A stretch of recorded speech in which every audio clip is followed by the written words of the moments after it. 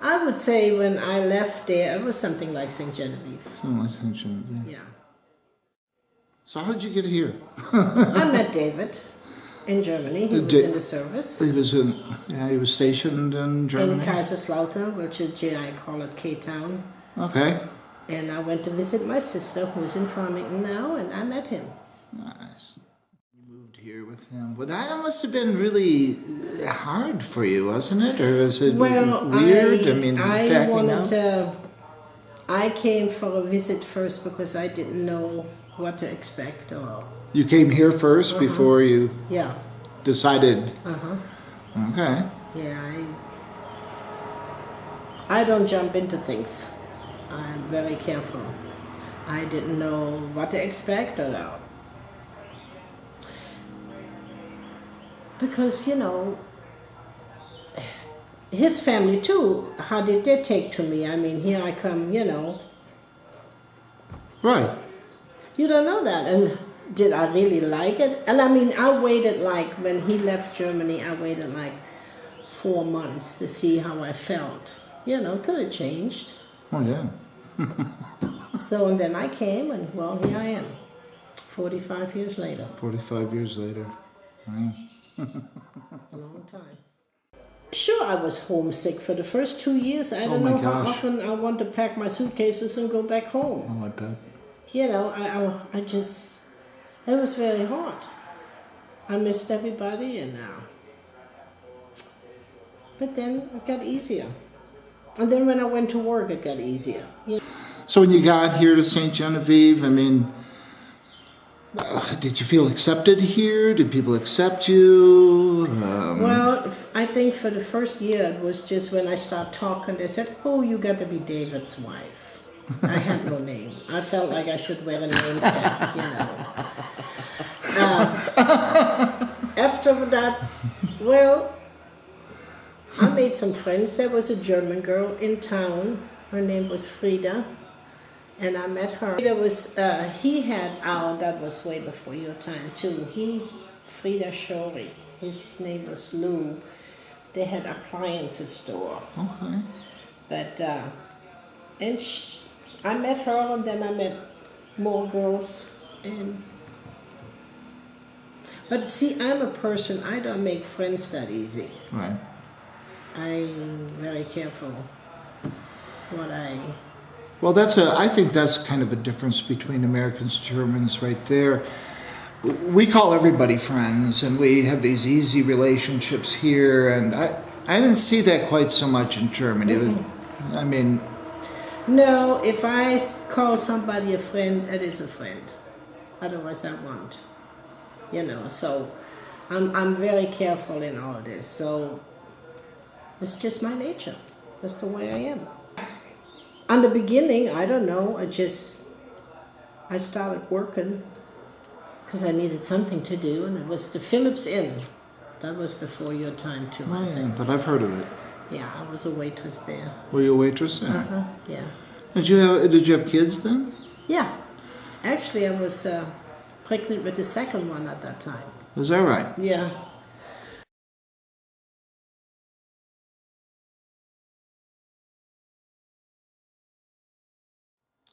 The thing about a child rearing and going to work, do you find the attitude different about that between Americans and Germans? I sort of get the impression in Germany that, traditionally anyway, the expectation is no woman goes to work when they have small children. Well, it is a little different over there too than it is over here, because they get so much time off. Even the guys get a lot of time off. Oh yeah. Where you lived in that town, would that have been acceptable or not acceptable? You're going to work while you had little kids? Well, if you had somebody in the family to take care of it, yes. Okay. But there was no daycares or anything like that. No. They didn't. Not at that time. Maybe they do now. I don't know. Right. Never. But that would have been okay. It would be okay, yeah. Okay. Because, well, it just depends what you wanted out of your life. Right. There's this negative idea about women who do have children, little children, and go to work. But maybe that wasn't true where you were? No, I don't think so. Okay. Well, good. Even my niece too, like I said, she worked, well, she took off when she got pregnant a couple of years, but then her mom took care of the baby, so it's you know, it's okay. It's fine. Okay. Because if, you know, you want, like I said, depends what you want out of your life. If you want your house, a car, a pickup, and go on vacation, and, you know, it takes two people to work. Well, it certainly does here anyway. You know, I mean, it's very you don't have hard. much options Yeah. here.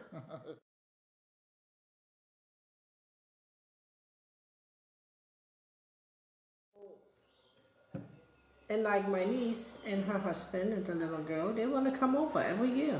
And they do come over every year. You know. They come to visit you every year? Well, they go to my daughter Clarissa. Oh, they do? Because Clarissa got two girls too. So, Okay. and she got a swimming pool. So. Oh, all right. Does know. Clarissa live here? Yeah, it's just down the road. Just the next. Oh, that was the street. I went down that street. Okay, yeah. And Hers turned around. hers is the second house. But she wants her little girl too to grow up to know us.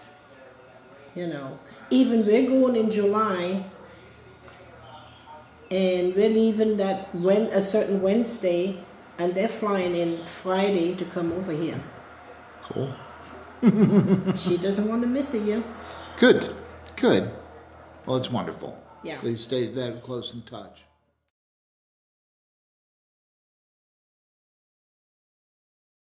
Going forward a little bit here, but you know, I have a couple sons who live in Bonn. I see that. I have twins, and they both have German wives, and I have 4 grandchildren. They each have 2. But as far as language is actually changing. He teaches all day. His wife, kids. I mean, the environment is German. I mean, he even dreams in German at this point. Do you dream in German, or do you know? Or I don't know.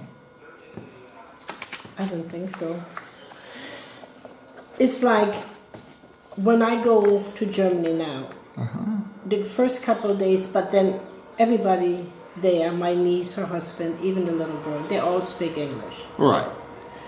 And I got half German, half English. And then after 2 days, I'm back in my German. Really? Yeah. That quickly? Yeah. Yeah, then That's- and then when I come back, sometimes, you know, like, who is here, say, you know, I'm going to be talking to you, and I'm going to be talking to you in German. You know, till I get back into this routine again. So, Well, when I'm talking to my phone, my one son on the phone, sometimes he'll just break into German. I go, whoa, whoa, whoa. yeah, yeah, it's just, you know, you don't even think about it. You don't think anything of it. It's like when I talk to Ursula, my niece, I can talk to her in German and English because she understands and she answers me, and I have no problem. Yeah, You just switch back yeah, and forth yeah. easily between the two. Sometimes words are easy in German or the English, and you don't even know you're doing it. Well, there's a lot of words in German that are unique and don't translate well No, into they don't English, translate well, yeah. and vice versa. Yeah, And so that's is that what you find yourself when it comes to when you When go to I found, express? see, when I came, I couldn't read or write nothing English. You couldn't. No. No, But you spoke English. very little. Very little. Very, very little. Going to the grocery store, I had to take, like, my sister-in-law, she went with me. Because I would have picked up maybe dog food, I don't know. You know, I don't know. I mean, I had to rely on pictures, so I guess I wouldn't have put. But what I found, like in German, when you write something, you write it exactly the way you spell it, the way you pronounce it. Always. Always, but not here. Not English. It's a horrible language. I don't know how anybody learns to. I don't know how anybody learns to speak English if they weren't born in an English-speaking country. I was just, I mean, and there's times, you know, I did not feel comfortable. When I had the hotel, there was times I thought, I don't know if this is right or not. I mean, it's a long time ago. We're going almost on 20 years now since I'm out of it, you know. But you you do have to say, now is this right or not? I have no problem reading anything or nothing, but sometimes I don't feel quite 100% sure. Because of the language, and you're not sure if you express yourself the way you meant to. And, Yeah. So, But then I'm a person, I don't care. See? the, If you're a friend of mine, you take me the way I am. And if you're not, well, hell with you. I know you're a successful business owner here in St. John, and I know you're an assertive person. You know, assertive? Strong-willed, okay? From a few things I've read, there's an expectation in German culture that women raise children and men go off to work.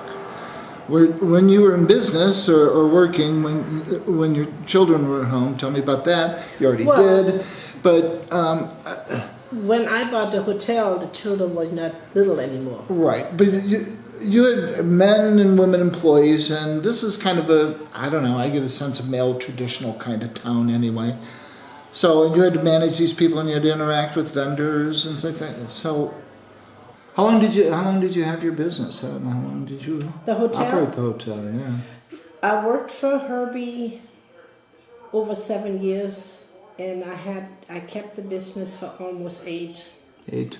Yeah. See, I wanted to buy the building, but he never wanted to sell the building. I know. Because the building needed so much work, and Dave and I had done a lot of work in there already. But we were doing it for him, you know.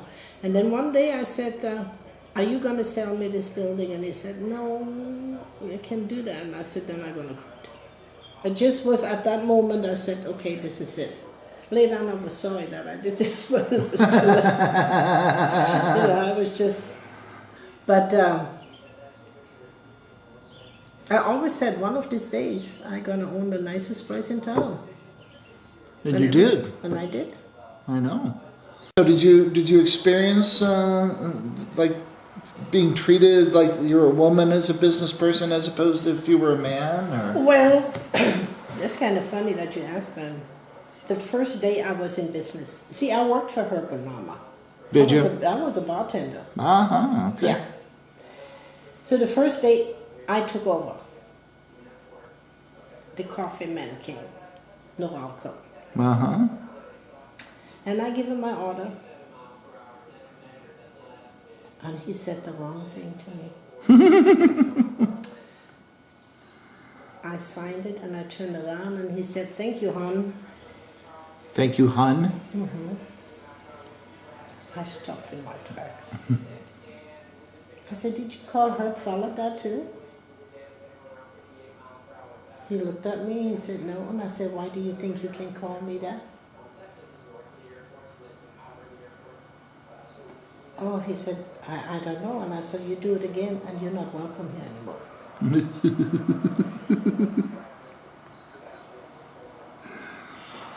That's what I meant by assertive. That's a good story. That was it. I had no more problems.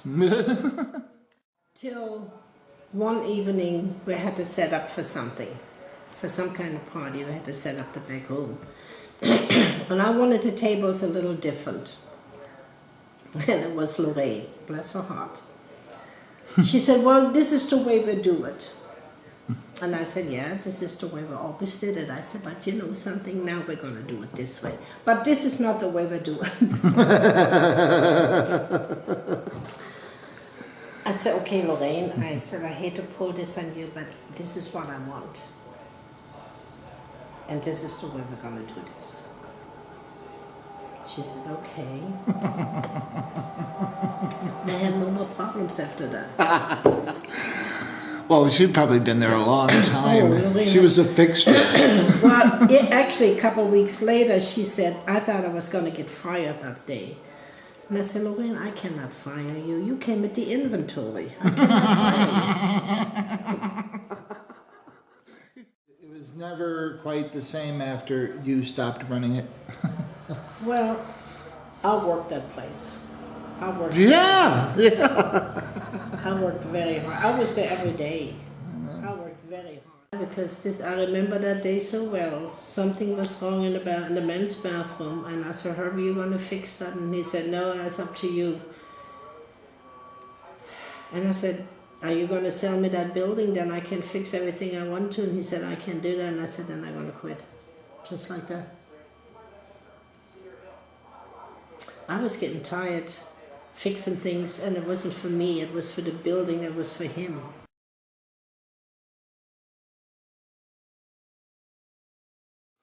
So, are most German women like you? Do you think, or do they take secondary role to men? Because No. I don't think you do. No.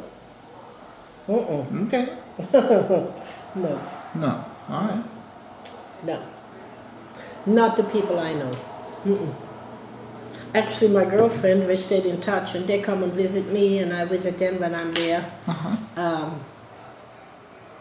Her husband always said, she said, I'm the boss when she's not at home. No, we don't take second. No, nobody does. Wunderbar. Yeah.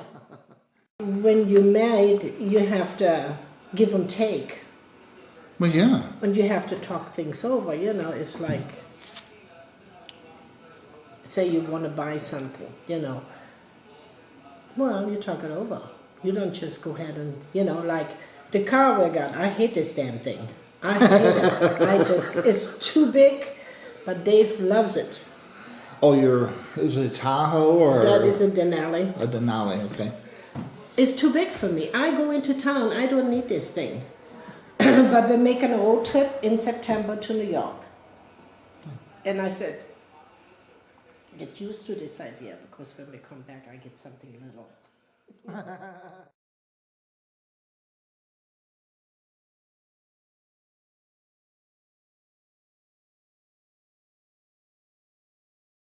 When we started this conversation, you said, "Oh, it's so much alike." And see, all the things that you've said that are different. Germans tend towards individualism, or towards a more collectivist view. Well, see, there too, so many things have changed that I really don't know how to answer this. I've been gone for a long time. Are Germans? Are they more demanding of change, for example? I think they stood up more than American people do. You do? Yes, I really think so. Okay. I mean, right now it doesn't look like it, right? I mean, with all this going on. But I think they do. They voice their opinion more than, I think. I think Germans voice their opinion more. Yeah. Okay. So if you would put them out, and then you think Americans are really more accepting than Germans of Right. inequities in society, right?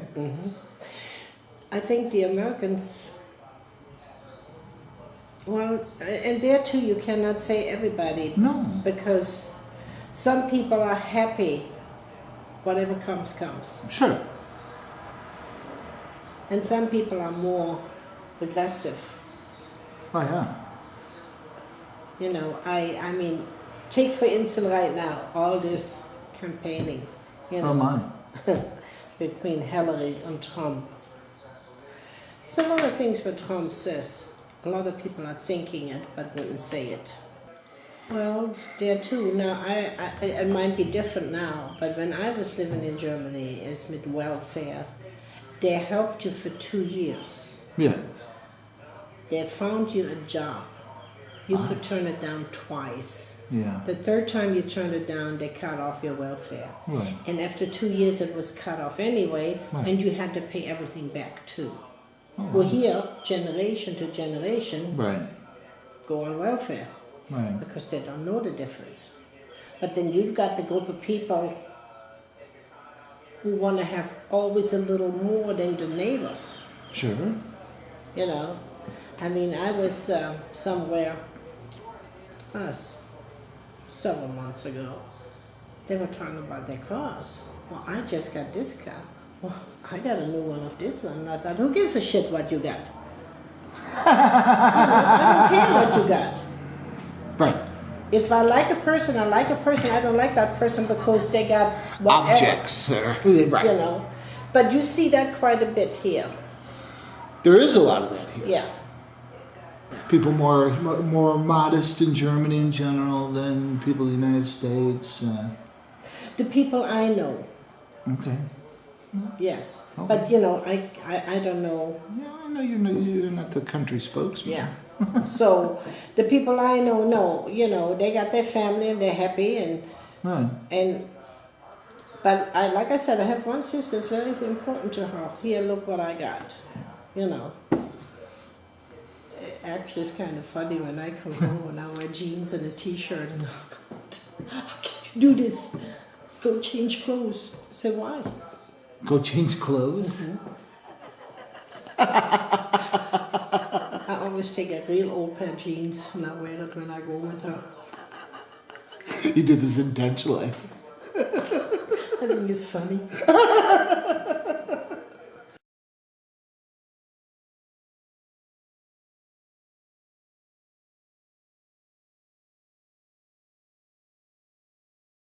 When you think about yourself, and you know maybe you don't spend a lot of time thinking about it, do you think about yourself as an American or German American or a German living in America? I'm kind of in between. Okay. That was going to be my question. Where is home? Where you came from, right? Mm-hmm. Okay. Mm-hmm.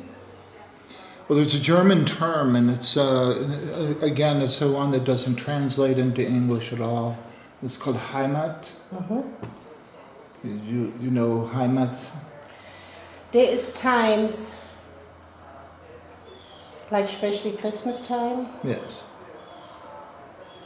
that there is a certain, like my mom and dad always had Christmas Eve. And all the kids, they all went, no matter what. They all went home. And there's times on Christmas Eve, well, everybody calls. Well, my brother called, he can't call anymore, but my sister calls, my nieces and nephews call. I missed a lot. You know, their weddings. Like, my brother was in politics. He was a state representative. When he retired, I don't know how many years. They had a great big party. And I thought about going home for it, but then I thought, no, you know. Later on I thought, oh, I wish I would have, because everybody told me how great it was. So you do miss a lot.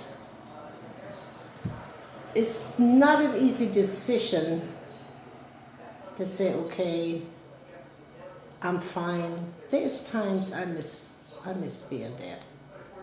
I would. You know. How could you not? I mean, I have kids and I have grandkids and I have David, but there's times.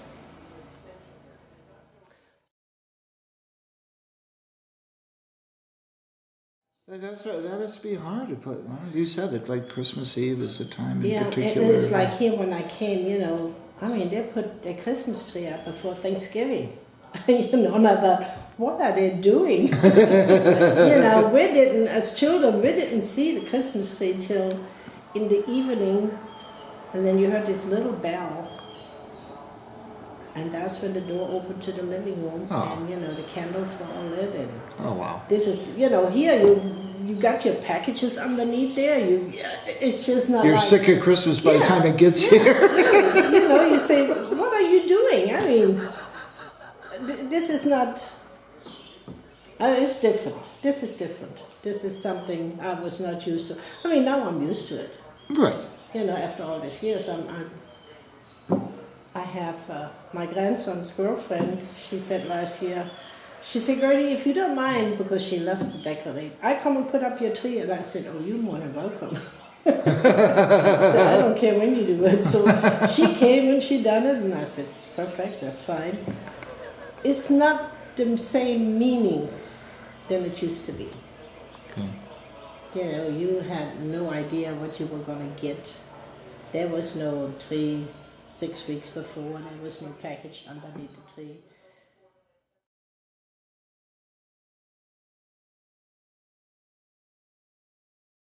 Would you ever live there again? I mean, would you? I don't know. I don't know if I could live there again or not. I'm sure you've thought about it. I'm sure it had to cross your mind about Dave and I talked about it when he retires to go 6 months there and 6 months here. Yeah, see. But then, if I don't see my grandkids a couple of times a week, I miss them. So how can you go for 6 months? You know? Yeah, I don't know. Like I said, when we go and visit, I'm ready to come back. So, you know, I'm in between.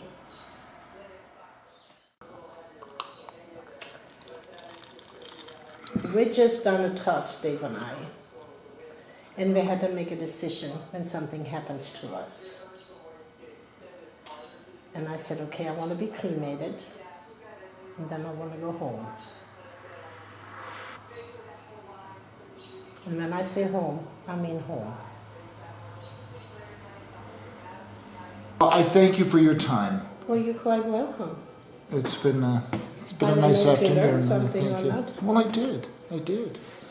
Now, I didn't take any video of you, but can I take your picture? Do you really have to? Oh, you look lovely. Oh, God. Come on. Oh, gosh. You're not that shy. I don't like picture taken. Just ask my family. You don't like to have your Uh-uh. picture taken? No. I hope you're happy now. I'm happy now.